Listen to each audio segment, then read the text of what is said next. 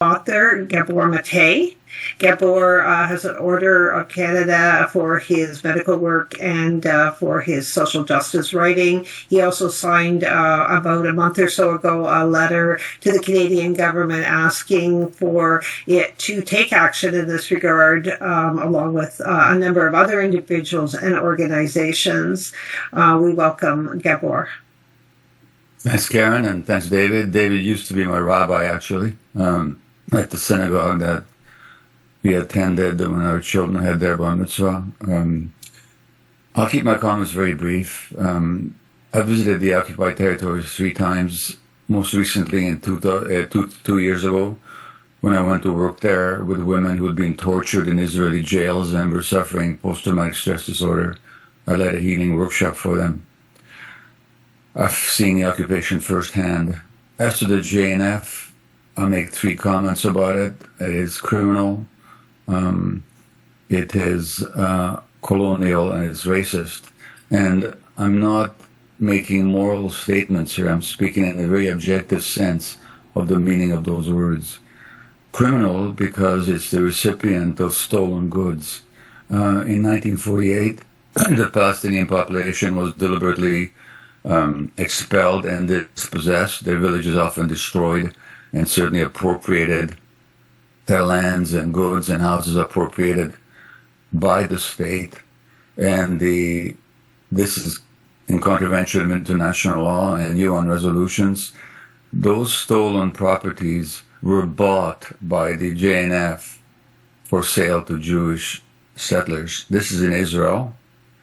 Now, when I worked in the downtown east side as a physician in Vancouver, some of my patients made their money by receiving stolen goods and reselling it. That's what the JNF did. The so-called absentee property, which were the property of the Palestinians who'd been expelled from their lands and houses, was sold by the state of Israel to the JNF for resale. So it's a criminal organization. It received stolen goods. Number 2, it's a racist organization. Would in Canada any institution, organization be allowed to function with tax-deductible donations if it bought and sold land only to a certain ethnic group? What if there was an organization in Canada that only sold land to Christians by its mandate, or only sold land to Jews, or only sold land to Muslims? Would it receive tax-deductible status? So it's a racially exclusive organization by its mandate. And as David has already pointed out, it's a colonial organization because it has taken land. I'm not talking about inside Israel proper now. I'm talking about in the West Bank, where it's received land and has used it and has sold it again for Jewish settlement.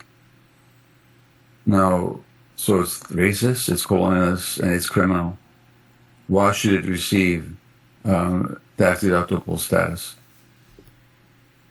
After the occupation itself, I will only tell you that the Canadian media does not report what happens in the occupied territories. I'm not even talking about the horror in Gaza. I'm talking about in the West Bank, where if you read the Israeli press, you'll find that almost every day there are attacks on Palestinians by Jewish settlers, supported by the Israeli army. There are what they are called pogroms in the Israeli press. There are burning down and destruction of olive groves, the destruction of homes, the torture of prisoners. This is all documented in the Israeli press, never or hardly ever reported in Canada. And this is that large project of what David accurately called ethnic cleansing that the GNF is involved in. I will stop here.